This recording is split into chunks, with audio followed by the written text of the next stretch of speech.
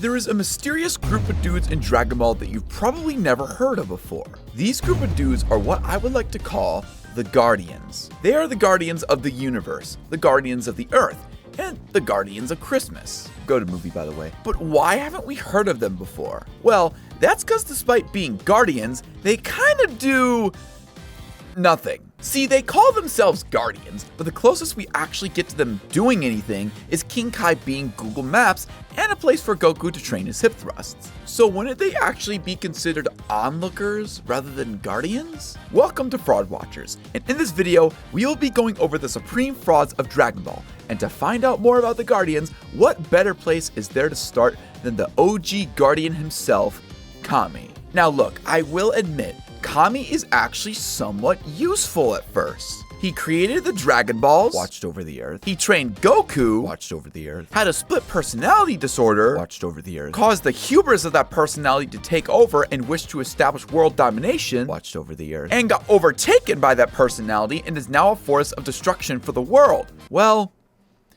at least he watched over the Earth. When it comes down to it, however, Kami is at least willing to make the sacrifice play in order to get rid of his r/I'm 14 and this is deep self. The only reason he doesn't go through with it is because Goku stops him, because unfortunately that method literally has never worked. Like, ever. After this point, however, Kami falls off hard, because he basically does nothing more at this point than be a vessel for the Dragon Ball. Sure, he does train the Z Fighters in preparations for the Saiyans' arrival. The only problem is that Kami is an old man that can only lift 15-pound dumbbells, and he sold most of his weights on Facebook Marketplace. So as a result, he didn't really have a whole lot of equipment they could use to really intensify their training. So unfortunately, that lack of progressive overload caused them to get whipped in the ass by the Saiyans. Legit.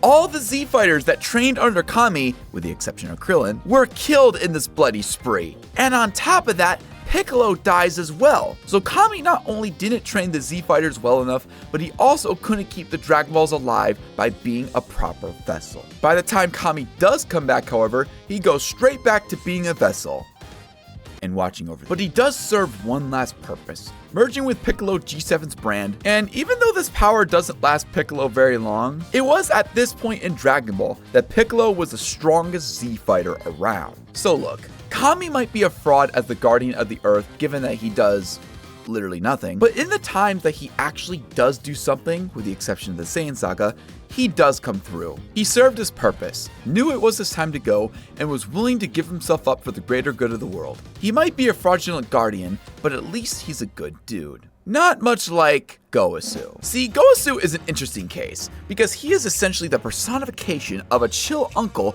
that wants nothing more than his nephew to succeed. Just be sure to remove all the parts where the uncle actually disciplines the nephew, and that is basically Gowasu. He has good lessons about the universe, the cosmos, and the art of watching over the cosmos. God damn it. However, the student he ends up training is Zamasu. And reasonably, Zamasu actually brings up a legitimately good question. If there is evil in the world, why do the Supreme Kais just watch and let things play out instead of actually doing anything? And honestly, if I were Gowasu in this situation, I would probably say something along the lines of, they do and they don't. Because the Supreme Kais actually play a more passive role. They are the information collectors, the messengers, the consultors, and only really step in as an absolute last resort. After all, that's what the Destroyer Gods are for.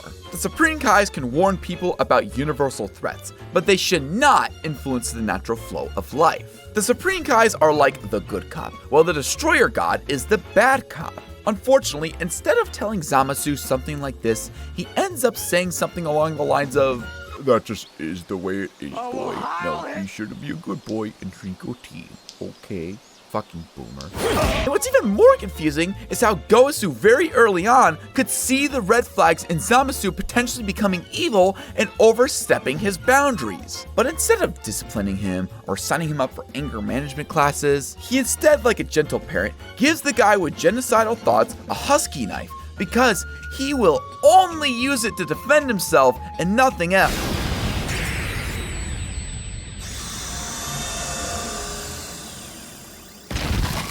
And what's even worse is that even after this particular moment, he still doesn't demote Zamasu. His GPA is at a 1.1. You might as well just sign him up for the beers classes at this point. In fact, he is so incompetent at his job that he loses track of Zamasu, despite that being his literal specialty. All Gowasu does is literally nothing. I mean, God forbid he have abilities like King Kai, who can actually literally track down somebody from across the universe with his Google Maps. No, Zamasu removed his butt plug tile tracking device, so Gowasu can no longer find him. Like, how do they even watch over the universe in the first place if Gowasu can't even find a dude greener than a fucking sensu bean? Well, whatever. His blatant negligence and lack of suspicion for Zamasu being gone for a while causes him to get killed and start a whole chain of timeline BS where Zamasu actually achieves his zero bitches plan. Because despite knowing that Zamasu is evil, Gowasu introduced him to the most reality-altering things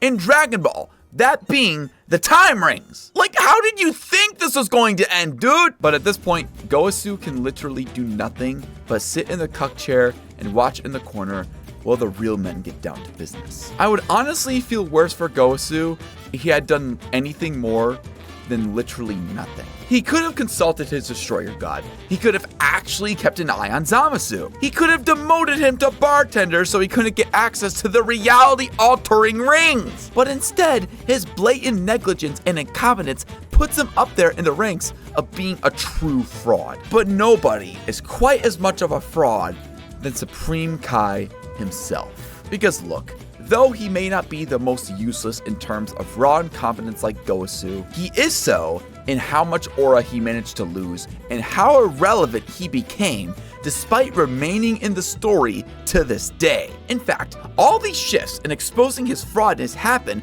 within the same arc that he is introduced. They made Supreme Kai look like the shit. Absolutely massive cock energy. They made him the wise informational person / messenger, a warning about the threat of Majin Buu. Hell, he even was the person that could temporarily push back Majin Buu despite being far weaker. He was also useful that one time he saved Gohan from getting killed by Buu. But even with all that, he still folds harder than Kanye in his Yi arc. In fact, this dude is so irrelevant now that when I search his name on Google and click on images, the first thing I see are a pair of barber hair cutting scissors, not Supreme Kai. But how did it end up this way? Well, that is because apart from Majin Buu, Supreme Kai literally knows nothing. He doesn't know the history of his people. He doesn't know about Beerus. He literally knows nothing. It's hard to even talk about this guy in detail because there is no detail anymore. The fact is, Supreme Kai knows so little that a guy that's been living in a sword for years knows more than him. I don't know who taught Supreme Kai his ways, but they need to get fired for real. Because for the rest of Z, he is useless. For the entirety of Super, he is useless and only serves to be a literal bitch. When I say he does nothing, I mean it when I say he literally does nothing. He's even worse at his job than Gowasu is because he doesn't even know what his job is. Gowasu at least somewhat knew what a Supreme Kai was supposed to be, but Supreme Kai himself has been nothing but ignorant and uneducated. But that is the Guardians of the Universe in a nutshell. The most useless and forgotten characters in all of Dragon Ball. Hell, I'd even argue that Mr. Satan himself is more useful than these damn deity-like Guardians. But that's a video for another time.